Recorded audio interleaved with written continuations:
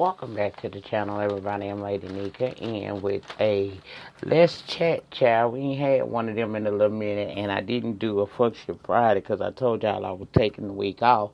So I said, well, let me come through and say a little something. Yesterday I came through and I talked about a closer look at the 90-Day Fiancé castmates for this season. If you have not checked that out, please go over and check that video out, child. I was going deep according to what I heard and gave my opinions on. So if you're a 90-Day Fiancé fan, which apparently a lot of people are, because that, like I said, that's the fourth most popular show in reality TV right now. So if you haven't watched it, go over and check that video out. But I want to come in and do a little Let's Chat and talk about celebrity news and gossip, as well as my breakdown of the finale episode of Greenleaf. See, I ain't forget y'all. I wasn't gonna come in and do a play-by-play, but I ain't forget my little things, because you roll with me the whole season. I'm gonna cap it off with you right here, right now. Okay? Now, let's talk about, before we get to that, let's talk about Mr. Tekashi 6ix9ine. Now, y'all know I'm not of this generation. I ain't no millennial. However, I can't deny that the young boy, the young rapper rose to popularity quite fast, and in my opinion, okay, he got really popular. I mean, one minute I would see him every now and again and be thinking, wow, he is the weirdest looking person, but I just was not interested. And then, before I know it, every time I get on Instagram or Twitter, it's something up about him. He was always into something. Well, we all heard about the arrest, I think it was last Sunday, for alleged racketeering. The FBI claimed that he was involved in conspiring to commit armed robberies, drug deals, and shootings. Tekashi has been under investigation, and I believe he knew something was coming for him. He just didn't know what it was. Now, did y'all hear his Breakfast Club interview that he did like days before this arrest? You could tell something wasn't right. He knew something was coming. And we've heard about, what some call the assassinations attempts on Tekashi 6ix9ine. So I doing a video shoot that he was supposedly doing with Kanye West and Nicki Minaj. Luckily, no one was in that dressing room when someone decided to shoot into it. People say that was possibly an attempt on his life. Thank God no one was in there. I heard it was actually the dressing room for Nicki Minaj, and I'm glad that she was late into the shoot, because she could have possibly been in that room and got hurt. But, here's my theory on this. This young boy, not about that life, y'all. He not. But he wanted to portray an image that he is. He affiliated himself with a lot of unsavory, character-having ass people. Shit got real. He tried to distance himself. But like I do, once you in and you start knowing things about these people, walking away is just simply not so easy. I do believe the reports of possible attempts on his life. I do think that the FBI arrested him initially really to save his life, although at first he wasn't willing to cooperate with them. I believe that they done showed old Danny boy some things. I believe they done showed him how deep he really is into this, whether he knew it or not. And a lot of stuff is coming full circle on that ass.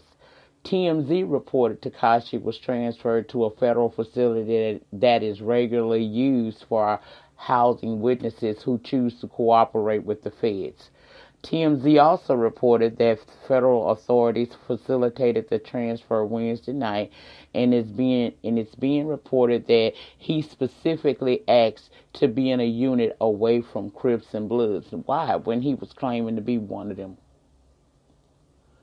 Now, his lawyer will not comment on whether or not his client is going to actually cut a deal in return for spilling the beans on others that are involved in this racketeering case, but he said that the rapper was removed for security reasons because he's getting threats from gang members, not your friends.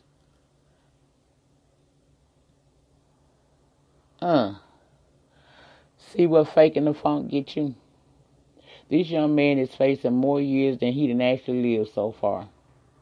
And why? Because you not about that life. You was faking for the gram. You was stunting for the Twitter. He's been on the internet trolling, acting a fool, affiliating himself with people who do not play. He's been lucky up to now to get off on several charges. He even was present. Now, not present personally, but he was aware. He was on social media. He saw what happened this past summer with that rapper guy, 6ix9ine. All over fuckery and foolery. And he still didn't heed the warnings that he was receiving. I told y'all it's always a warning before destruction. Personally, he's not my cup of tea. But this is somebody's child. This is somebody's brother. This is somebody's father. Those people love him. And for whatever reason, he got a whole legion of damn fans that love his ass and adore him. And now he done got his ass caught up into all of this foolery, fuckery, and crime simply because he was trying to be something he's not. Now, is he a wholesome, upstanding individual? Hell no. But this boy ain't this deep into drama and into crimes as he may have wanted to let the crowd, the public, believe he is. He not about that life, y'all. He's scared as hell right now, shaking like a stripper. He worried about himself and his family that's still out here in this free world because he know too much probably. That's why they want to kill his ass. See, it ain't no fun when the rabbit got the gun, is it? Okay? Acting a fool on social media might seem like it's a good thing to do, but nah, it ain't.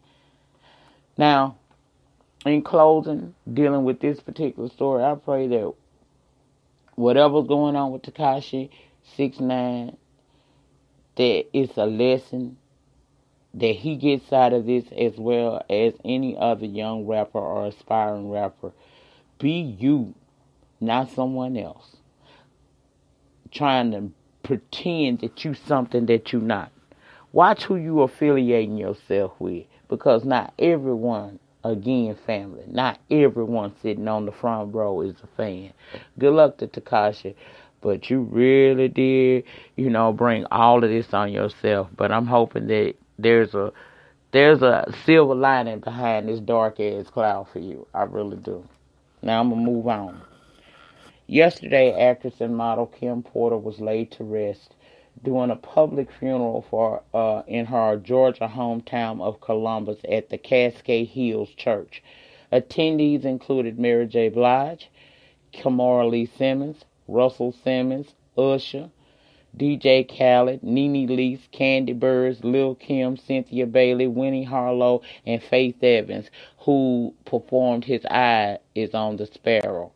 Porter, who dated music mogul and businessman Sean Diddy Combs for 13 years and has 3 children with him, 11-year-old twin girls, Jesse James and Delilah, and Christian Combs, age 20. She also has a 27-year-old son by R&B singer Al B. Sure named Quincy. Now, Diddy delivered an emotional eulogy where he was clearly very emotional, but was trying to keep it together. As the funeral was happening, Beyonce shared a trio of throwbacks to honor Porter and captioned one of them, "Heaven Couldn't Wait for You." She was laid to rest aside her late mother. So rest in peace to Kim Porter. My prayers and condolences out to her kids, her family, her friends, and her legion of fans. She sounded like she was an awesome person. Rest in peace to her.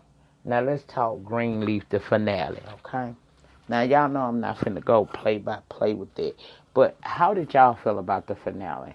I was glad that Bishop didn't get shot in his office by Basic. But do you see how they had to lose to truly win? That family, not only was Bishop and Lady Mae removed from being the overseers of the church and Gigi placed into this church, which I don't think that Harmony and Hope person, that church combining with them is going to be a good idea. But I feel like in the seasons coming, Gigi is going to do what it is that she needs to do to get that church back for her family. I really do. I like the fact that what I predicted was true. Bishop knew that Gigi wasn't his child. That was part of why he gave her that conversation. He gave her thanking her like he was and saying that she was his precious daughter. And ain't nothing changed. Ain't nothing changed, child, but the DNA. The DNA really didn't change. I knew about this all along. And you see how after him and Mae was kicked out, now he was cool with it. He wanted to give her the church. But the church, but Connie Sykes and the deacon boys, see, they thinking that this is where you start to see that church is really about the financial aspects of it more so than the actual saving of lives and souls, because all they can think about is how much Harmony and Hope is going to bring to Calvary. They're not thinking about the millions of lives, well, the thousands of lives that maybe Lady Mae and Bishop touched throughout the 40 plus years that they've been over that church. One would think, how can they just take their church? Well, when you start having investors and you ain't doing it all by yourself, when your shit goes public, there's a possibility that people could come in and basically take what you created. And that's what we saw happen. Then after all of that, then she decides that she wants Bishop back. Y'all should have been back together. Your sin wasn't no bigger than his sin. Y'all was even though in the eyes of man, one would say that Lady Mae took it a little step further than Bishop, because Bishop only dipped it low and spread it wide. She dipped it low, spread it wide, and brought forth the seed. But at the end of the day, it took them to lose everything to get back to what really matters in this life, and that's loving and supporting family. Jacob and Carissa, they ended up getting kicked out the Triumph Church. They ended up living back in the Greenleaf plantation. We saw that the wheels are turning in Carissa's head yet again, because she, in her mind, Gigi needs an assistant pastor now that she's going to be taking over Calvary. And why not choose Jacob? Jacob, like, she didn't invite me. She didn't ask me. Well, let's help her, let's help her help us. That's what she's feeling like. But did y'all see how everything went sour? Those people had to lose some power. They had to be brought to their knees. It was even a moment as Bishop completed his final service down to the church. Well, we thought we had lost Bishop, but he wasn't gone. He said that that was the vision the Lord showed him about his demise. But apparently the Lord decided to give him a second chance, because we saw them all sitting at the breakfast table. And that was a beautiful thing to me, y'all. I absolutely love this show and what it brings. I do. I love this show and what it brings. It lets us see the inner workings of a church and how everything is just not as it may seem. I was glad that Zora realized that she needed to be away from Isaiah and never wanted to go back to that situation again. So she gonna get help for herself to find out what was wrong with her that made her want him. Good job. I love the fact that Basie carried his ass. Now, I didn't think it was so wise of Tasha that when he called her trying to get her to come on board with them to go out of town to Mexico to get this, live this good life instead of paying off those debts, that she let his ass know. Now, she talked too much to me, but he ain't got time to kill her because he got to get out of town. Because you see the men came up behind him. But I do want to know what ultimately happens with Basie's gangs. I do. I want to know why, what I want to know how are things going to go with between not Charity, but between Gigi and Aaron now that they have siblings, and Daddy-O decided that he's so upset because his son was gay, he left all the coins to Gigi, who was willing to share the money with him.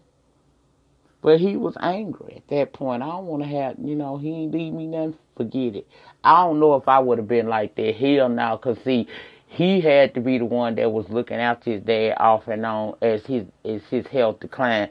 Oh, I'm getting mine. Just because you got a distorted idea about what's right and what's wrong, you ain't finna play me out of my birthright. I would have got mine, y'all. I'm sorry, I would have got mine. But he said he didn't want none, so she offered to give it to her father to pay off the IRS. Now, did he take the money? I don't know if he took the money or not. Now, what needs to happen in season 4, bring Mavis back. Hey, bring Mavis back. Do you hear what I'm telling you? Child, I want Mavis to come back and shake the table. But that's pretty much all that really happened, y'all, at the finale episode. It wasn't nothing. It wasn't what we thought it was going to be. It was all right to me. But they build me up so much on this episode leading to the finale. I just knew some stuff was going on. But it didn't, it did, but it just wasn't on the level of dramatics that I thought it was going to be based off of how they hyped it up. I'm still all in for the Greenleaf, though. I can't wait for it to return so that we could be down here talking about it yet again. Y'all let me know what y'all thought about the season finale. I put it in a less chat because I didn't want to make a separate video because it's so many days out now. And I just wanted to make sure I had something up in case somebody go through the playlist. Because when you go through the playlist, I don't want my playlist to be missing so many episodes. And if they really are a supporter of my channel, they going to notice that on a less chat, it says Greenleaf finale, and that'll give them an idea of what went on in the finale episodes if they haven't seen it, or it gives them an idea, an opportunity to hear my perspective on what I saw this past. Well, shit, it came on Wednesday, but y'all, I didn't see it till yesterday. Yeah. I was living my best life. Well, I try to do that every day anyway.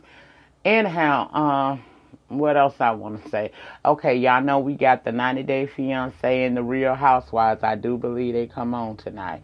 I don't know if the reviews will come out tonight or will I just jump on camera tomorrow before work and throw them out there to you. I don't know, but they will be up. It won't be no days before it come up. If I don't hit you tonight, I will be hitting you in the morning on camera. It won't be a Spreaker broadcast. Love and Hip Hop New York. I don't know. Every year, every few years, if I get an overload of Love and Hip Hop, meaning that it begins to get on my nerves and I'm not interested, then I tend to take a season off from one. And I usually take a season break when it comes to New York because it's the one that, although I get views, I don't get the views that I get when I'm on Hollywood in Atlanta. Okay, Miami reviews were pretty good, but my views on those reviews were pretty good. But I don't know. I'm gonna look at Love and Hip Hop New York tomorrow. I'm gonna look at it. And I'm going to see what my spirits say. And if my spirits say that we need to talk about it because I see that this is the first installment that she's beginning to actually implement the changes that we heard about months ago that were going to be occurring in the Love and Hip Hop franchise. If it touched me the right way, and I feel like dealing with Joe Budden and Sin and Jewels and Kim Bell and them, and Yandy and all the bullshit that come. If I feel like I can do that weekly, then I'm going to come on and I'm going to drop the review and y'all will see it. If y'all don't see it by Tuesday morning, I probably ain't going to do it. I do have shows that are coming up that new stuff that I've only done like maybe one season for, and I'm moving away from Bravo and VH1. I'm hitting WeTV and TLC up because I'm trying to step my reality review puss up. Okay, that's what I'm trying to do. And I'm trying to garner in a new crowd of people as well. I love my love things, but growth is always good. And it's time for, my channel is expanding and I want to do better. I want to eventually start doing better quality videos, which y'all know I got the equipment because y'all done seen some of the improvements. I just don't always feel like setting it up and doing all of that stuff. But I want to do better as we enter our 4th year down here on the YT in January. I want to do better. I'm going to try my best to see if I can capture. I'm going to give my daughter the instructions because I'm going to have to be the cameraman and try to do that video for you, Tracy. I will do everything in my power to try to get that done. See, I've lost my passion for that. I ain't going to lie. I do that for a living, so I'm not on it like I used to be. Sometimes I'll be doing stuff like, I ain't know y'all want to see how to deep fry a Cajun, how to do a Cajun turkey. I ain't know that. Had I known that, y'all could have seen it, because child, I was outside running my mouth, talking shit and swallowing spit. My son was out there and everything. He could have turned that old nasty piece of camera on and I gave it to y'all. But my life, I don't live my life in front of a camera. I have to remember to take videos. It's not my era. I come from an era of a Polaroid, bitch, and no social media. Okay? I have to remember now to try to remember to record things that you guys may want to see that's happening in my life. But you have to bear with me. I'm not of this. This not me. It's not me. Even though I have this platform and I've been blessed, I need to learn that a part of having this platform is being more open and transparent and letting you guys get a little glimpse into my everyday life sometime. Not every day, but just sometime. And put stuff on camera. It ain't my thing. Charlie, I don't know. I done been some places since 2015. I got pictures, but I ain't never thought about putting the bitches up on no Instagram or no Facebook, because up until I came to YouTube, I led a very private life. So I'm getting acclimated to this share shit. It's hard because it's a whole new world. I just come from a time and era, like I said, of a Polaroid camera and no social media. We just didn't put everybody in our business. Like, my boo ain't your business. Just know that I got one. You know what I'm saying? That type of shit. But anyway, y'all, that was it. I done drug this shit out for 22 minutes. I done talked enough. Let me know your thoughts and opinions on the finale episode of Greenleaf. This was not an actual review. This was just a discussion about the finale episode. So I'm not going to put review on it at all. I'm going to say that it's a Greenleaf finale discussion. We discussed the death and homegoing services of the late, great Miss Kim Porter. Rest in peace to her again. And we talked about Tekashi 6ix9ine. And to be honest with you guys, I really hope that boy get himself together. He young. I know guys like that. My son could have very well been that right there. My son is a preppy ass. He's a preppy nerd, really, in a sense. But he wanted to be a thug boy so bad that he got into situations and put himself out there real bad, fooling with people that he know that that's not his speed, you know? It's just like me. I'm not really. Let me see somebody. Okay. I got class and decorum about myself, but I don't live this shit every day. I tend to get contrito on y'all asses, and I do have, every now and again, I'll say a cuss word or 2 or 3 or 4, because I feel like that sometimes, bitch, motherfucker, hoe, shit, kind of give you more of what the hell I'm trying to say. It get my point across better. I always believed in playing with the hand I was dealt, and once I stopped trying to be in a clique of people that wasn't for me, not saying that they better than me or I'm better than them, but when I learned that I don't have to roll with a group to be great, bitch. And that's the same thing I'm teaching it to my son so that he does not become a Tekashi. Tekashi could have been just as successful as he is right now without all of that extra. He could have been. But he chose this for himself. And now he's sitting up here, don't know where his fate is headed. He don't know who his fate lies in the hands of. That's got to be a terrible feeling not to have any control over what's gonna happen with you tomorrow. At least when we on free ground, we know one thing. If we wake up the next day, we gonna go to work, we gonna go to school, we gonna go get our nails done, we gonna go get our hair done, we gonna go go and try to pitch a campaign for a hospital. See if on weekends you can be the person, instead of them ordering out to different places, would they like to order from you and you deliver it to? I mean, see that my mind stay on the money. I don't believe in fucking up the money. This boy fucked up the money too, cause he locked up. It's a lawyer fee, a bill that's going up every day. Girl, you don't fuck up the money. No matter what, don't you fuck up the money. Anyway, I done chit-chatted with y'all long enough. I'll see y'all on camera this week at some point in time. I don't always do these sprinkles, but shit, girl, I pay for this, so I'm gonna use it. And it allows me the flexibility of being able to multitask while doing a video. Sometimes I ain't got time to sit down, cut the camera on, be cute, tell y'all what I got to say. Sometimes I'm on the go. And this is what this allows me to do. But y'all know I will put these gaps right on camera because I love them. I love them. Anyway, y'all, I'm silly. Y'all have a good remainder to your Sunday. If you don't see me tonight, you'll see me tomorrow. We're going to talk about the 90-Day Fiancé and the Real House girls down there in Atlanta. We're going to do that. And I love y'all. I appreciate y'all. I really do. I appreciate all my supporters. Even the bitches that come up, the peekaboo bitches, as Lonnie B would call them. I love my peekaboo bitches. Hey, ho. And I love my love things that talk to me each and every day. And my new love things that are talking to me every day.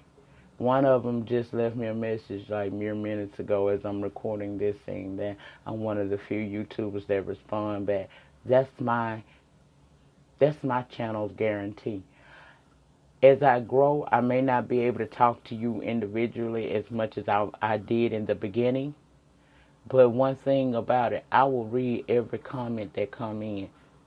Even if it's a negative comment. And depending on how the negative that comment is and how I take it, if I done took my medication that day, you may or may not be featured on my social media getting read the fuck down like that stupid bitch that did the other day. Girl, don't ever try that again. You cannot spray me with shit I done already dealt with on this YouTube. Again, I'm over that. If they ain't over it, that's their damn business. We talking about me. I'm over it. I see it for what it was. And one day, you all will know the real. And y'all gonna be shocked. But up until that day, it ain't up to me to try to make sure that you find out. You gonna find out, though. Just know that everything that glitter ain't gold. And I'm out. Peace.